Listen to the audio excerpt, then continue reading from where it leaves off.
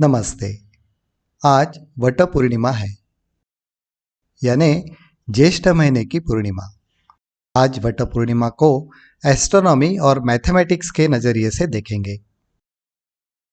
सूरज और चंद्रमा की खगोलीय स्थिति पृथ्वी को केंद्र में रखते हुए कुछ इस प्रकार है। सूरज मिथुन राशि में और आद्रा नक्षत्र में है और चंद्रमा धनु राशि और मूल नक्षत्र में। हम विश्लेषण करने के लिए पिछले 2000 वर्षों के डेटा का उपयोग करेंगे। स्थान है पुणे, भारत में। 2200 सालों में लगभग 27,203 पूर्णिमाएं हुई, जिनमें से केवल 2201 वट पूर्णिमा थी।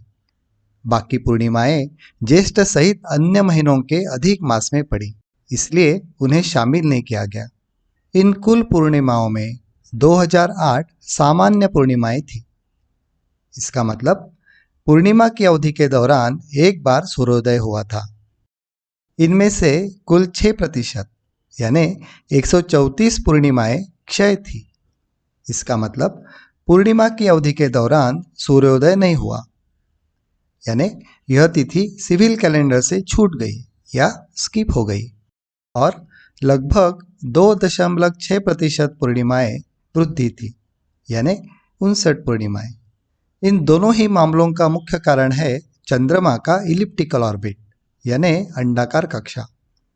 जब चंद्रमा पृथ्वी के सबसे पास यानी पेरिजी पर होता है तो यह तेजी से चलता है, जिससे छोटी तिथियां बनती है।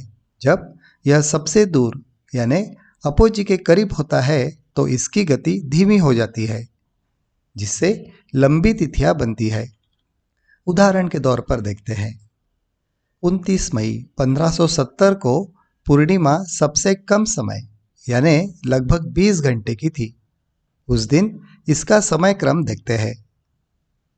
29 मई को सूर्योदय 5:56 पर था, लेकिन पूर्णिमा चालू हुई 25 मिनट बाद यानी सुबह 6:20 पर।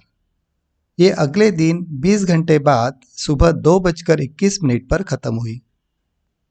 और उसी दिन यानी 30 मई को सूर्योदय 5:58 पर हुआ था। चंद्रमा की अपनी अंडाकार कक्षा में स्थिति कुछ इस प्रकार थी।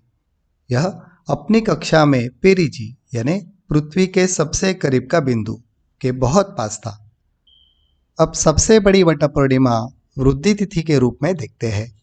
9 जून 681 को सुबह 3:58 पर तिथि की शुरुआत हुई। उसके बाद 5:54 पर सूर्योदय हुआ।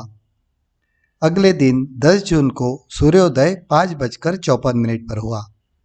उसके बाद तिथि की समाप्ति हुई 6:31 पर, यानी कुल अवधि है 26 घंटे और 33 मिनट।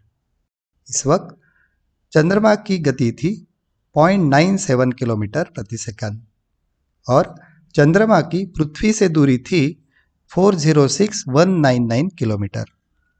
सबसे छोटी और सबसे लंबी पूर्णिमा के बीच का यह 6.5 घंटे का अंतर पूरी तरह से पेरिजी से अपोजी तक चंद्रमा की कक्षीय गति में होने वाले बदलाव का कारण है।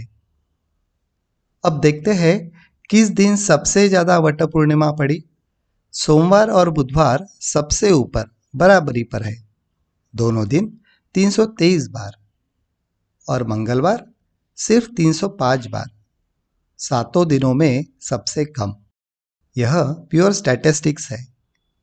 29.5 दिनों के सिनोडिक मंथ और 7 दिनों के हफ्तों के बीच कोई सीधा गणितीय संबंध नहीं है, यानी कॉमन फैक्टर।